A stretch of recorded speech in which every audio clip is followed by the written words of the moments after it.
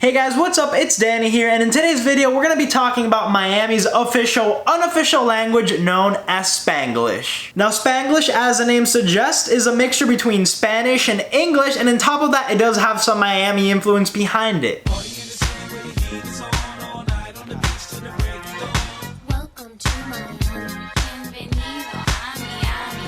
Now before I go very deep into the world of Spanglish, please make sure to check out my channel where I do videos revolving around school and lifestyle just like this one. Check it out, and if you like what you see, remember to hit that subscribe button to stay up to date with my weekly uploads. And also, do not forget to add me on social media at GoalkeeperDanny on Instagram and on Snapchat. But now let's focus on Spanglish. Now here is the interesting thing about Spanglish. In Spanglish, you just don't talk Spanish and English. You just like combine the two at the same exact time. Now the main reason Spanglish exists is because in Miami, even though it is part of America, it has a very strong Latin background. So a lot of people just like mix both of the languages when they speak. And on top of that, in Miami, a lot of people don't even speak English. So sometimes it's like you speak English and they understand you, so they reply in Spanish, and then you like say something in Spanglish, and it's just like a mixture of both languages. I'm actually going to show you guys some examples of Spanglish being spoken and how it compares to standard American English. Hey dude, let's go clubbing in Miami Beach. I've heard that the nightlife there is just out of this world. Oye bro, let's go to South Beach. Que hay tremendo party among en medio de la playa. I just can't take another bite of these. I am just so full. My stomach is going to explode. Oye bro, that's it. I don't want any more. Que estoy super full. Wow, I would really love to go on Friday, and I do appreciate the invitation, but unfortunately I'm just so busy and I can't make it. Sorry. Bro, on Friday I would go. Es que la cosa es que I'm super busy, and ya tú sabes, I can't. Now that you guys understand the general concept of Spanglish, I think it's time to move on to some phrases and terms that are commonly used here in Miami. Now, a lot of words and phrases we use here in Miami are actually Spanish, or if not, they're just like a rough translation of it. Now, the first phrase that we say a lot in Miami, and whenever I say it, people look at me and they're really confused, is eating shit. Yes, that's right, eating shit. And now when we say eating shit, we don't mean eating like actual, no. Eating shit basically means like doing nothing at all. It's kind of like lazy in a way. Now, eating shit directly comes from a very famous Cuban and Hispanic phrase which is known as comiendo mierda. Comiendo mierda literally translates to eating shit, which is how we use it here in Miami. Let's go to the example.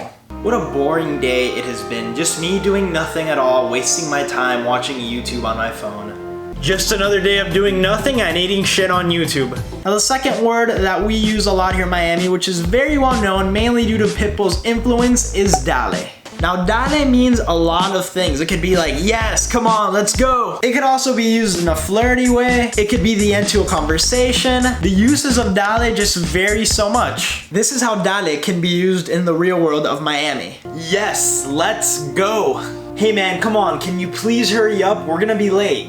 Dali! Bro, we gotta leave soon. Dali, hurry up. Now next up on our list is bro or brother. You see, bro is obviously the English version, but then brother is like the Spanish, Spanglish, like modified version. Nonetheless, both of these mean like friend, brother, obviously. Now the interesting thing about bro is that it's actually a unisex word, so you could also like use bro to refer to like a girl that's like a friend. Here's the example, let me show you. Hey, how's it going, bruh? For real, bruh? Can't believe you did that, bruh. Bro. And then right after, I was like, bro, did you hear about Carlos Getty? Yo, brother, estás de madre. Now next up on our list, which is mainly used by girls a lot more than guys, is pero like. Pero like literally translates to English into but like. People usually use this phrase in transition during a sentence to kind of like add emphasis. So you see, people would be like normally talking and then they'll be like, pero like. Just look at the example. Don't get my words mixed up. I'm telling you, she's beautiful and gorgeous, but like I also heard that she has like a mental instability, and I'm just not prepared for that in my life. Bro, she's hot enough, pero like también oí que es una loca, and I don't want that right now. Now next up on our list is Eva Pulu. Eva Pulu is basically the Cuban way of saying Vicks vapor rub. You guys know what I'm talking about, like that vapor rub thing? Well yeah, it's basically that, but Cubans like to call it Eva Pulu. And even though people only use it for chest congestion, for Cubans, Eva Pulu is like the god of all medicines. Like you use this when you have any problem in your life. Cold, headache, stomach pain, anything you have, Eva Pulu will solve it according to your grandma. Let me show you what I mean. My chest is so congested. I think I'm going to need some Vicks vapor rub, and hopefully by the end of the week I'll be fine. I think I'm sick. I'm gonna need some Eva Pulu. Ya mañana. I'll be fine.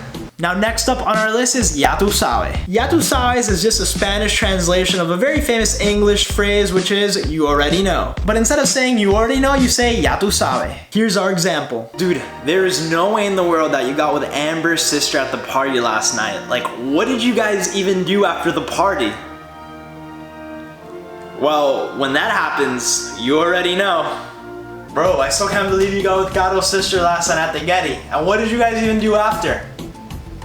Yo, bro, when that happens, ya tu sabes. Now the next word that is very, very famous and it is widely used here in Miami is literally. Literally is obviously English, and the reason we use it here in Miami is just to add emphasis. Like literally, just to add emphasis. Like if you don't use literally in a sentence, then it's not important. Let me show you what I mean. Dude, I kid you not, the line at the grocery store was so long. I was standing there for about 30 minutes. It was just unbelievable.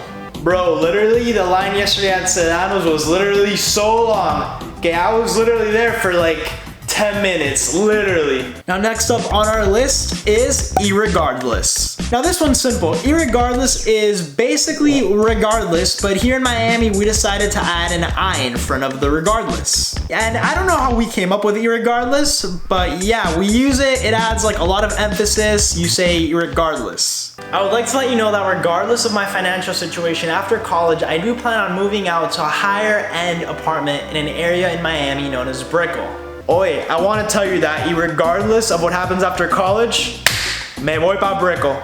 Now the last word I'm gonna mention here in this video is supposedly. You see, supposedly is pretty much supposedly, but just like swap that D for a B and you get supposedly. Just like literally in irregardless, supposedly is used for emphasis. Just look at the example. I don't know, but supposedly, according to Leslie, Amber was at the party last night. Bro, I don't know about that, but supposedly Gato was at the Getty. Now last up on our list, which is something you've been hearing me say throughout this whole video, is Getty. Getty is an abbreviation for get together, and it's actually used a lot here in Miami. You see, you have parties and you have Gettys. Parties are like big scale, you know, wild stuff, and then a Getty is like something small that you try to do like with friends or just like people you know or hang out with. Now the funny thing about Gettys is that usually they turn into parties. You see, at first you'll be like, okay, yeah, it's a Getty, like I only want like 10 people coming over, but then, you know, friends of friends, and then it's like 30 or 40. But here's the example for Getty. I heard Lindsay is throwing a huge party for her Sweet 16s. It should be amazing. Bro, I heard today that Gato's throwing a Getty after her quinces, but she only wants like 15 people, so you know, keep it on the low, bro. The list goes on and on and on, and every day we add more words and phrases to that list. But yeah, that's pretty much my summary of Spanglish, the official, unofficial language of Miami. So if you guys decide to move here to Miami to visit, at least now you have like a general background of what we're saying. Now if you guys really like this video, please give it a thumbs up, check out my channel, and subscribe to stay up to date with my weekly uploads. And do not forget to add me on social media, on Instagram and on Snapchat at Goalkeeper Danny. That is pretty much it for me, and always remember, stay hydrated.